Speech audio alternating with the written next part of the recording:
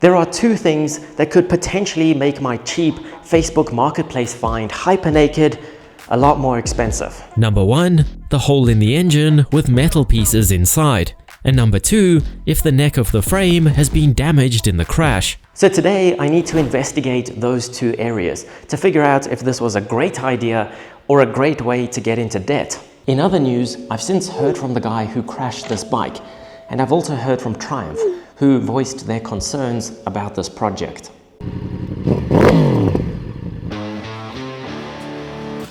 I bought this 2023 Triumph Speed Triple 1200 RS with only 5,000 kilometers on it for just under $4,000, which is a crazy deal given that they go for around $18,000 brand new. Now obviously that's because it's been crashed, but I don't think it's too bad, depending on the frame and engine, of course. In the first episode, I was trying to figure out how this bike crashed, since the forks and front wheel are mangled, but the headlights are fine. And the right-hand side of the bike is banged up, but yet the dent in the tank is on the top of it, not the right-hand side. Things just didn't add up. And then two different people emailed me photos of this bike on the side of the road after the accident, which made me even more curious because this is undoubtedly my bike, but in these photos, it has a race-fit exhaust on it. The bastard must have removed that exhaust before the insurance got hold of the bike because I'm stuck with the stock exhaust. But to be honest, I would have done the exact same thing, so I can't really be mad. You can also see there was a license disc holder attached to the radiator at the time. A license disc is a legal requirement here in South Africa, just like a number plate is. But that at least explains what dented the header here. I was really confused because they removed it before I got the bike. But the guy who crashed it must have seen the video somehow because I got a DM from him on Instagram. Interestingly, he says he still has the passenger seat from this bike because these bikes come with a seat and a cowl. So it must have had the cowl on when he crashed. Unfortunately, I've already bought a rear seat from the UK, so that doesn't help me. From his explanation of the crash, it sounds like he was riding on a mountain pass in Cape Town and clipped the side of an oncoming car, and then went over the handlebars. The good news is that it sounds like he's okay and is even back riding again, just not this bike. But now the damage makes more sense. I don't think he was going too fast, which is why there aren't a ton of scratches. I don't think it slid much. The damage is more consistent with hitting a car and falling over. So with that mystery cleared up, and since I've finally got a build-it-yourself paddock stand for the single-sided swing arm, working on the bike can finally commence.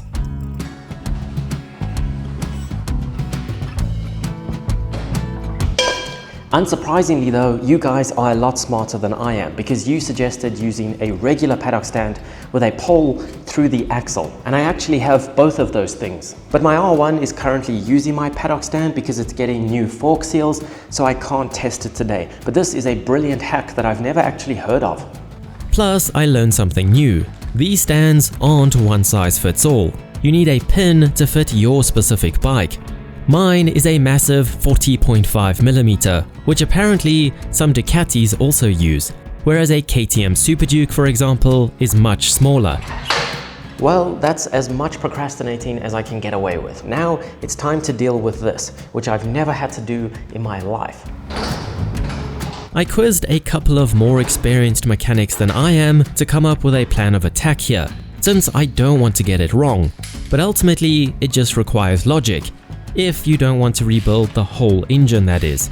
Step 1. Remove the broken cover.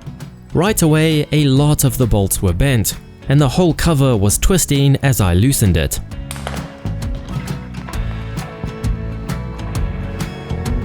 Here we are, the first good look at what we're dealing with. Immediately, just lots of pieces of metal. There's some more big ones in the back of the cover here. But to be honest, the big ones are the good ones. Those are the ones that are going to be easy to find.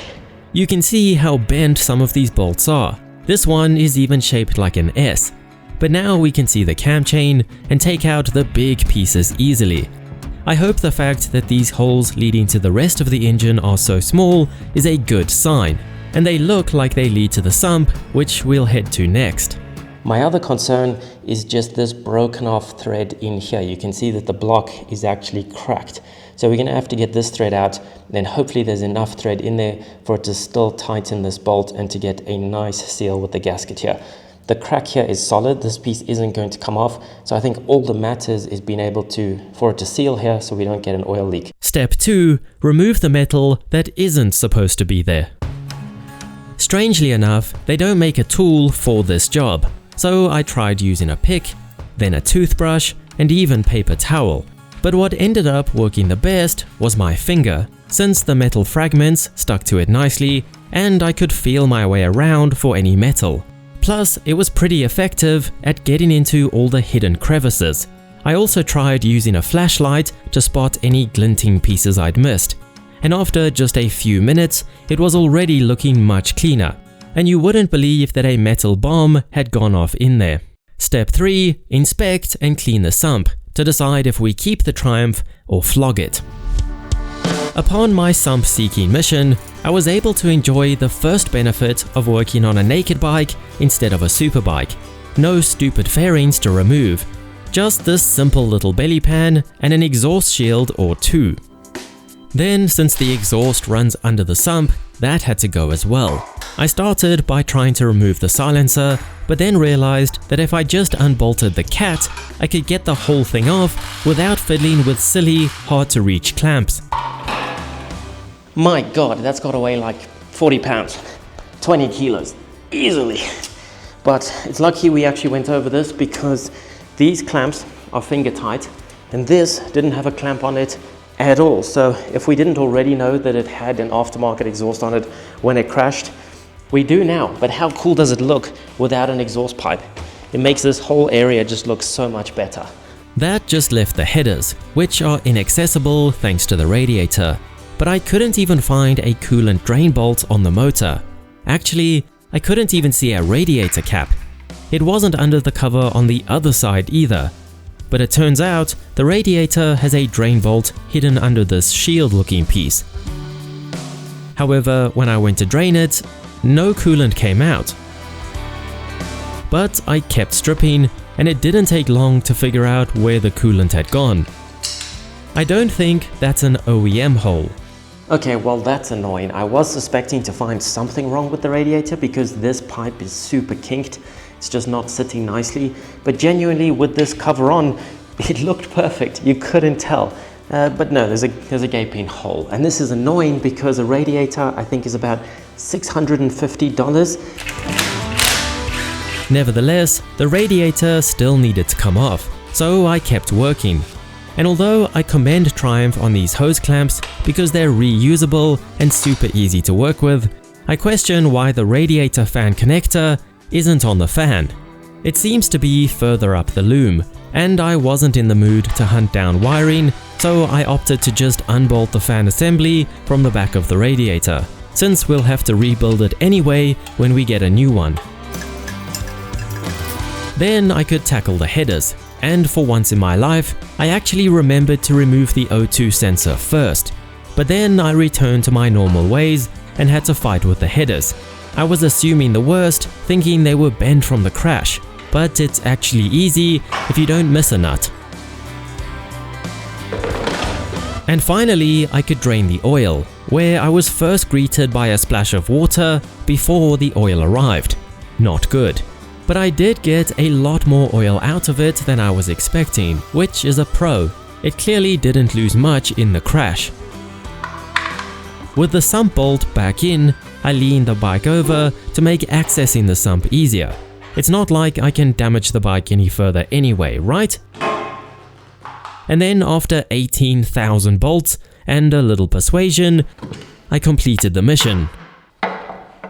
The plan here is that hopefully gravity can save our ass, because believe it or not, gravity functions the same way everywhere in the world and all day and all night. It's pretty clever like that. So I'm hoping that any metal that made its way into the engine, past that little cover that we could see and that we cleaned out, fell down into the sump. Obviously, it's not a guarantee. There are a million things in here that metal can get hung up on, but a good spot or a good place to start is looking in here, which I've been doing. And to be honest, I can't make out any metal. If you look closely, there's milky residue on the pickup from the oil mixing with water. I don't think it's an issue like a head gasket, it's more likely because I drove halfway home in the rain with a hole in the engine before getting the bright idea to cover it. But it shouldn't have done any harm since we didn't start it anyway. I also learned the oil flow route basically of this bike. So the oil gets picked up by this, the pickup from the bottom of the sump. It goes through here, which I believe is a metal strainer, which hopefully picks up any metal pieces that would have gotten down here.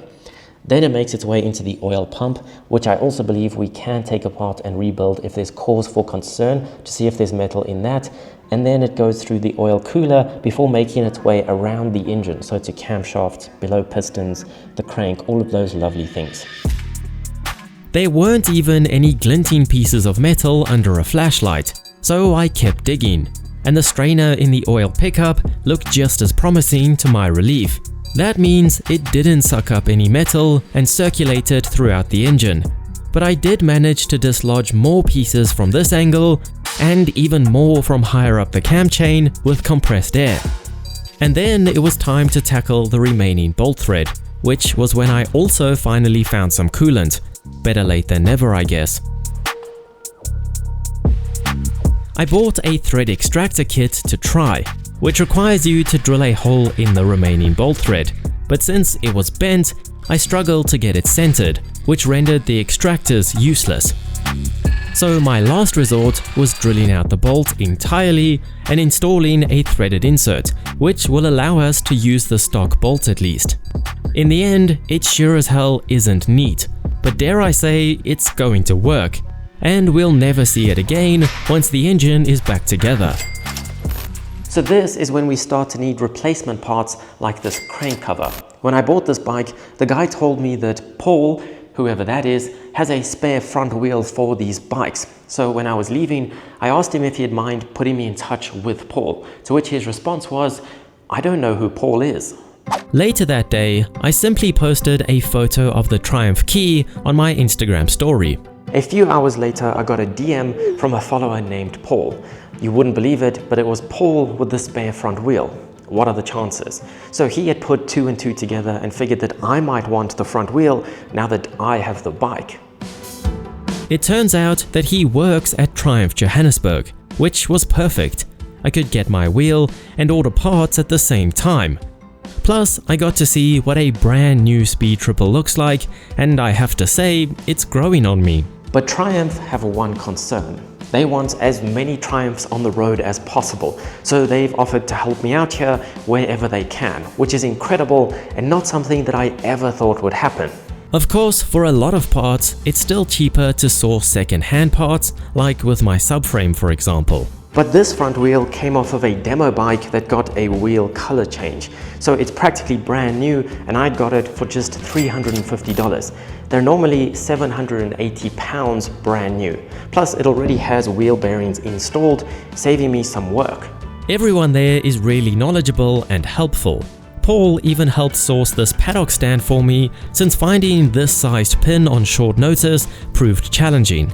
He's the one who showed me the oil routing and has even shared the sections I need from the workshop manual. But the most fun part was seeing their secret basement with loads of bikes in crates. Step 4. Reassembly.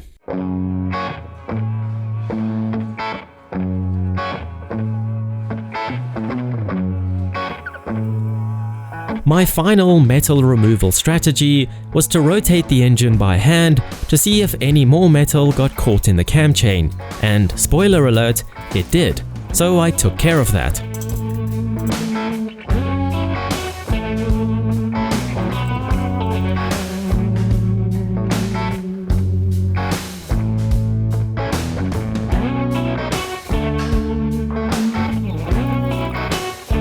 Now, I don't recommend mixing different oils, but for this purpose, we need cheap oil. And the cheapest oil is the oil you already have. So I mixed all my leftovers from past oil changes together. It's honestly a little bit strange seeing it without a hole in the engine. It immediately looks more expensive and out of my league. But the objective with my concoction of oils inside here is to use that as a way to flush out the engine of any more metal that's in there. I have no doubt that we haven't gotten it all, but I think we've gotten most of it. And now I do believe that the filtration system of the bike will be able to cope with what is left. So we're going to run it. Unfortunately, we can't do a heat cycle because we don't have a radiator, but that should hopefully bring down all the metal, and then we'll do a normal oil change, filter, and check out the sump to see if there's any more metal, or it could just blow up. We don't know. Lastly, I put this oil additive in that's supposed to cling to any impurities. I'm willing to try anything at this point. Triumph did recommend cracking the oil filter and cranking it to see if it'll build oil pressure, because apparently that is a quirk with these bikes, but I'm not going to be able to get that filter off without completely destroying it, so we're not going to do that. But I mean, what did Triumph know anyway? So all we're hoping for is no loud crunches, I guess. I braced for what might happen, but I'm hitting the button and nothing's happening. the dash had quite a few warning lights, and it even knew that the coolant was low, but navigating the menus with my missing joystick was rather challenging. So I checked the obvious things. It's practically got a full tank of fuel though.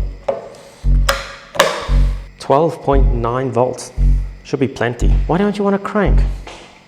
Be more fun. When you're expecting big issues, you immediately think of the worst outcomes and gloss over the simple things. I just had one more brainwave. What if you have to pull the clutch in on a Triumph? I've never Triumphed before. But surely it couldn't be that silly, could it? Something so simple. So I kept bumping the starter button, listening for bad noises, but eventually I just had to send it.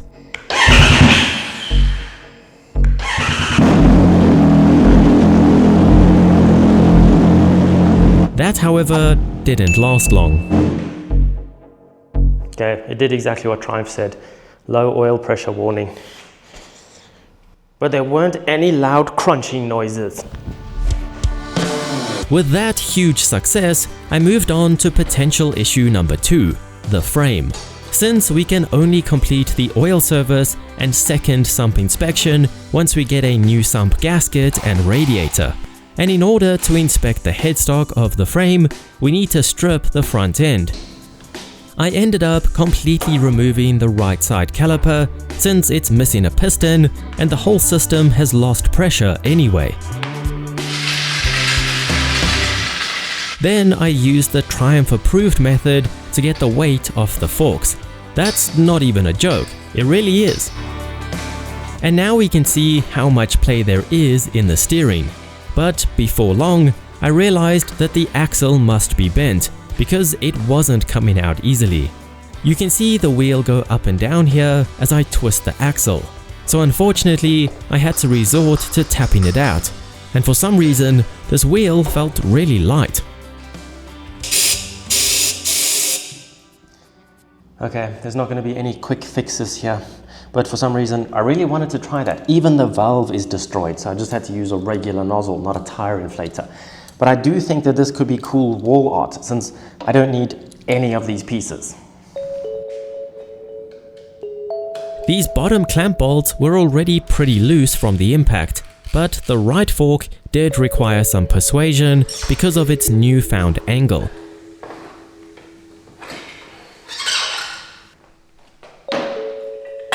And then I carefully lowered the bike onto jack stands under the frame so that it was sturdy enough to dismantle the rest. I thought the handlebars would be a quick and easy job, but Triumph even makes switchgear tricky. You can't just unbolt it, you need a special tool to slide it off, so I'll deal with that later. But eventually, the top nut was exposed.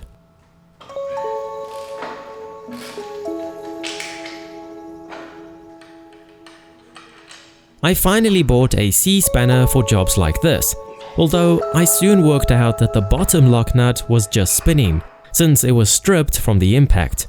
So with not many other options, I had to improvise and use the redneck method of removal.